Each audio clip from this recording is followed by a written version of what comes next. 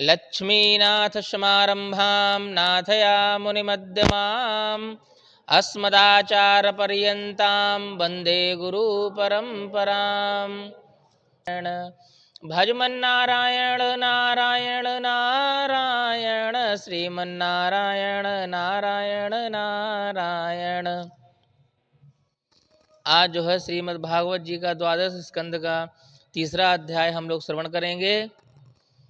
तो कल हमने जो है द्वितीय अध्याय में बताया कि किस तरह से कलकाल में धर्म की स्थापना होगी और धर्म का आचरण करेंगे।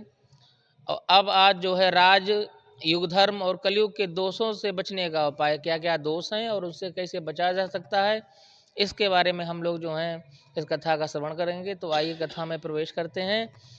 भगवान श्री सुखदेव जी कहते हैं कि परीक्षित, जब पृथ्वी देखती है कि राजा लोग मुझ पर विजय प्राप्त करने के लिए उतावले हो रहे हैं, जब मैया पृथ्वी देखती हैं कि राजा लोग मुझ पर विजय प्राप्त करने के लिए उतावले हो रहे हैं, तब वह हंसने लगती हैं और कहती हैं कि कितने आश्चर्य की बात है कि ये राजा लोग जो स्वयं मौत के खिलौने हैं, मुझे जीतना चाहते हैं।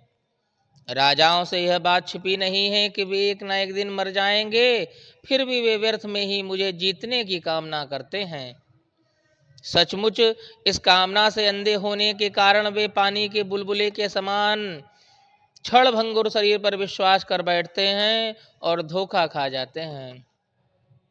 वे सोचते हैं कि हम पहले मन के सहित अपनी पांचों इंद्रियों पर विजय प्राप्त करेंगे, अपने भीतरी शत्रुओं को वश में करेंगे, क्योंकि इनको जीते बिना बाहरी शत्रुओं को जीतना बहुत कठिन है। उसके बाद अपने शत्रु मंत्रियों, आमात्यों, नागरिकों, नेताओं और समस्त सेनाओं को वश में कर लेंगे। जो भी हमारे विजय मार्ग में कांटे बोएंगे, हमें वह अवश्य जीत लेंगे। इस प्रकार धीरे धीरे क्रम से सारी पृथ्वी हमारे अधीन हो जाएगी और फिर तो समुद्र ही हमारे राज्य की खाई का काम करेगा। इस प्रकार वे अपने मन में अनेक आशाएं बांध लेते हैं और उन्हें यह बात बिल्कुल भी नहीं सूझती कि उनके सिर पर काल सवार है। यहीं तक नहीं, जब एक द्वीप उनके बस में हो जाता है, तब वे दूसरे द्वीप पर विजय करने के लिए बड़ी शक्ति और उत्साह के साथ में समुद्र की यात्रा करते हैं। अपने मन को, इंद्रियों को बस में करके लोग मुक्ति प्राप्त करते हैं, परंतु यह लोग उनके वश में करके भी थोड़ा सा भूभाग ही प्राप्त करते हैं। इतने परिश्रम और आत्म संयम का यह कितना तुच्छ फल है। परीक्षित, पृथ्वी माँ कहती हैं कि बड़े बड़े मनु और उनके वीर पुत्र मुझे ज्यों की त्यों छोड़कर जहाँ से आए थे वहीं खाली हाथ लौट गए, मुझे अपने साथ न ले जा सके हैं। अब ये मूर्ख राजा मुझे युद्ध में जीतकर वश में करना चाहते हैं, जिनके चित्त में यह बात दृढ़मूल हो गई है कि ये पृथ्वी मेरी है। उन दुष्टों के राज्य में मेरे लिए पिता पुत्र और भाई भाई भी आपस में लड़ बैठते हैं। वे परस्पर इस प्रकार कहते हैं कि जो मूढ़, यह सारी पृथ्वी मेरी है, तेरी नहीं है। इस प्रकार राजा लोग एक दूसरे को कहते सुनते हैं, एक दूसरे से स्पर्धा करते हैं कि मेरे लिए एक दूसरे को मारते हैं और स्वयं मर मिटते हैं। पृथु, पूर्वा, गाध, नहुस, भरत, सहस्त्रबाहु, अर्जुन, मानधाता, सगर, राम, खट्टवाग, धुंधमार, रघु, तृणबिंदु, ययाति, शर्याति, संतनु, गय, भगीरथ, कुलभ्यश, कुश, नल, नृग, हिरण्यकशु, वृत्तहासुर, लोकद्रोणी, रावण, नमुच, शंबर, भौमासुर, हिरणाक्ष और तारकासुर तथा बाहु से दैत्य एवं शक्तिशाली नरपति हो गए।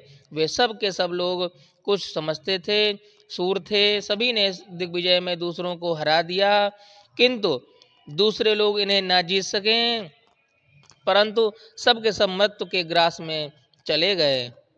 राजन, उन्होंने अपने पूरे अंतःकरण से मुझसे ममता की और समझा कि यह पृथ्वी मेरी है, परंतु विकराल काल उनकी लालसा पूरी न होने दी।